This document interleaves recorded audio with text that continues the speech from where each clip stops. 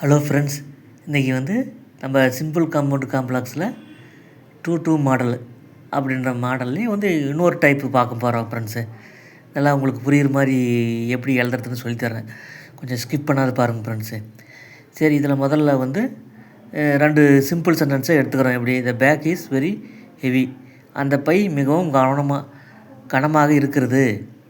ஒரு simple sentence. I cannot lift it. என்னால் அதை தூக்க முடியாது. இப்படின்னு 2 சிம்பிள் சென்டென்ஸை எடுத்துக்கிட்டு இதை எப்படி காம்பவுண்டாக மாற்றுறது, காம்ப்ளெக்ஸாக மாற்றுறது, சிம்பிளாக மாற்றி எழுதுறது அப்படின்னு சொல்லி பார்க்கலாம் ஃப்ரெண்ட்ஸு. இதுக்கு முன்னே இந்த மாதிரி 2 சிம்பிள் சென்டென்ஸ் 2-2 மாடலை சேம் சப்ஜெக்ட்டு பார்த்துருக்குறோம் ஃப்ரெண்ட்ஸு. அதை நேற்று போட்டிருக்கிறேன், போய் பாருங்கள். அதை எப்படி பார்த்தீங்கன்னா உங்களுக்கு ஒரு விளக்கங்க புரியும். அதை பார்த்துட்டு வந்தீங்கன்னா தான் இது புரியும். இது 2 சென்டென்ஸ்லையும் வெவ்வேறு சப்ஜெக்ட்டு இந்த மாடலில். சரி, போகலாங்களா? இப்போ முதல்ல காம்பவுண்ட் சென்டென்ஸில் வெரி, காம்பவுண்ட் சென்டென்ஸில் வர கோஆர்டினேஷன் கன்ஜெக்ஷன் பார்த்துக்கலாம். வெரி மிகவும், ஸோ அண்ட் ஸோ ரெண்டுக்கும் ஆகையால். இந்த மாடலில் காம்ப்ளெக்ஸில் எழுதுகிற கன்ஜெக்ஷன் என்னதுன்னா ஸோ மிகவும், தட்னா அதாவது. சிம்பிளில் டூ டிஓஓ டூ மிகவும், இன்னும் அப்படி ஒரு போட்டு கொஞ்சம் இடம் விட்டு டூன்னு வரும். அந்த மாதிரி ஸ்ட்ரக்சரில் வரும் ஃப்ரெண்ட்ஸு. சரி, இப்போ போகலாங்களா? எப்படி இப்போ 2 சிம்பிள் சென்டென்ஸ் எடுத்துக்கிட்டு இந்த டைப்பில் எப்படி காம்பவுண்ட் எழுதுறது, காம்ப்ளெக்ஸ் எழுதுறதுன்னு பார்ப்போம் ஃப்ரெண்ட்ஸு.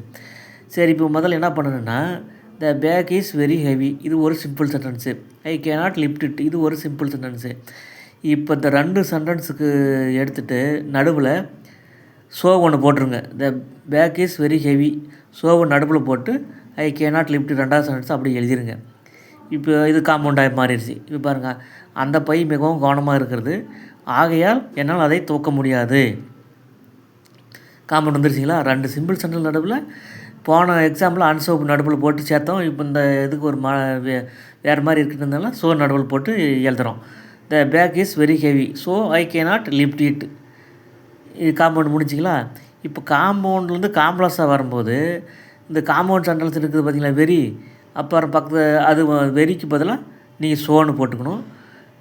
அந்த ஸோ நடுவில் போட்டிங்களா பார்த்தீங்களா, காம்பவுண்ட் சென்டென்ஸ் நடுவில் சோன்னு போட்டிங்களா, அதை எடுத்துகிட்டு தட்டுன்னு போட்டுக்கிறீங்க.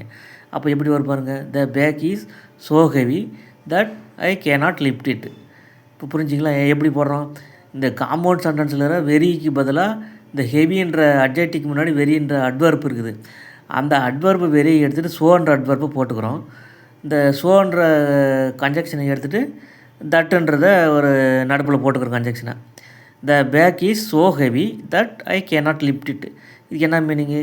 என்னால் தூக்க முடியாத அளவுக்கு அந்த பை மிகவும் கனமாக இருக்கிறது. இப்போ காம்ப்ளெக்ஸ் முடிஞ்சிங்களா? சரி, காம்ப்ளெக்ஸ்லேருந்து சிம்பிளுக்கு எப்படி மாற்றுறதுன்னு பார்ப்போம் வாங்க.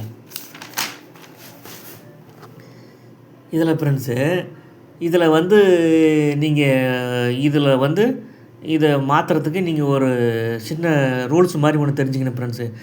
2 சென்டென்ஸுக்கும் சேம் சப்ஜெக்டாக இருந்தால் இந்த ரூலை நீங்கள் அப்ளை பண்ணக்கூடாது. 2வது சென்டென்ஸில் ஆரம்பத்தில் ஒரு சென்டென்ஸ் சிம்பிள் சென்டென்ஸ் எழுதிடுறோம். அதுக்கு ஆரம்பத்தில் 2வது சென்டென்ஸில் ஆரம்பத்தில் ஐயாக வந்திருந்தால் ஃபார் மீ, ஃபார் போட்டு இந்த ஐயினுடைய ஆப்ஜெக்ட் ஃபார்ம் என்னது மீ அப்படின்னு போட்டு எழுதிக்கணும். அப்புறம் மாற்றி எழுதிக்கணும் ஃப்ரெண்ட்ஸு. 2வது சென்டென்ஸில் ஆரம்பத்தில் ஹீ அப்படின்ற சப்ஜெக்ட் வந்திருந்தால் ஃபார் ஹிம் என மாறும். சி ஆக வந்திருந்தால் ஃபார் ஹர் என மாறும். வி ஆக வந்திருந்தால் ஃபார் அஸ் என மாறும். தே ஆக வந்திருந்தால் ஃபார் தெம் என மாறும். இட் ஆக வந்திருந்தால் ஃபார் இட் என மாறும். யூ ஆக வந்திருந்தால் ஃபார் யூ என மாறும். ஏதாச்சும் ஒரு நவுன் இருந்தால் ஃபார் போட்டு அந்த நவுனை போட்டுக்கிறோம் அப்படின்ற ஒரு மனசுக்குள்ளே நல்லா ஞாபகமாக வச்சுக்கோங்க ஃப்ரெண்ட்ஸு. இப்போ என்ன பண்ண தெரியுங்களா? இப்போ இந்த இதில் த பேக் இஸ் ஸோ ஹெவின்னு இருக்குது இல்லைங்களா, அந்த ஸோவை தூக்கிட்டு டூ போட்டுருங்க. த பேக்ஸ் டூ ஹெவின்னு வந்துருச்சிங்களா?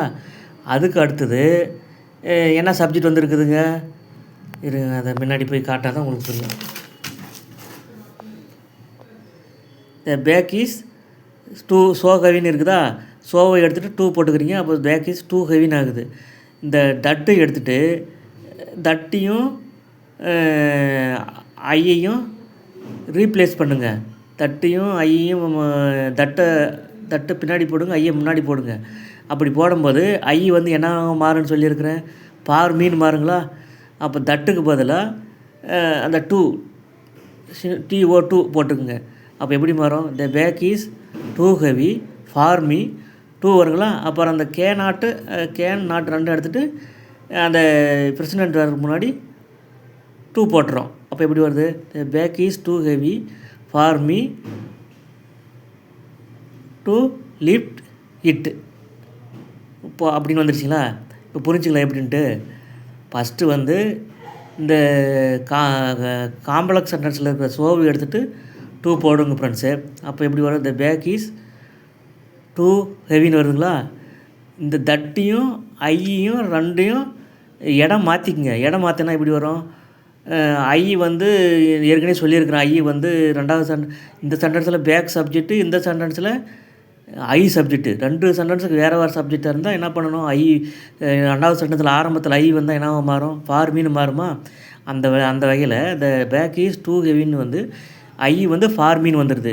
இந்த தட்டுக்கு பதிலாக TO2 போட்டுறீங்க. போட்டு கேனாட்டை எடுத்துகிட்டு அப்படியே எழுதி விட்டுறீங்க. அப்போ லிஃப்ட்டுன்ற வெர்பு வந்துடுதுங்களா. 2 பக்கத்தில் லிஃப்ட்டுன்னு போட்டு எழுதிடுங்க. இப்போ எப்படி வருது, the bag is too heavy for me to lift it. என்னால் தூக்க முடியாத அளவுக்கு அந்த பை மிகவும் கனமாக இருக்கிறது இப்படின்னு வந்துடுது ஃப்ரெண்ட்ஸு. நன்றி ஃப்ரெண்ட்ஸ்.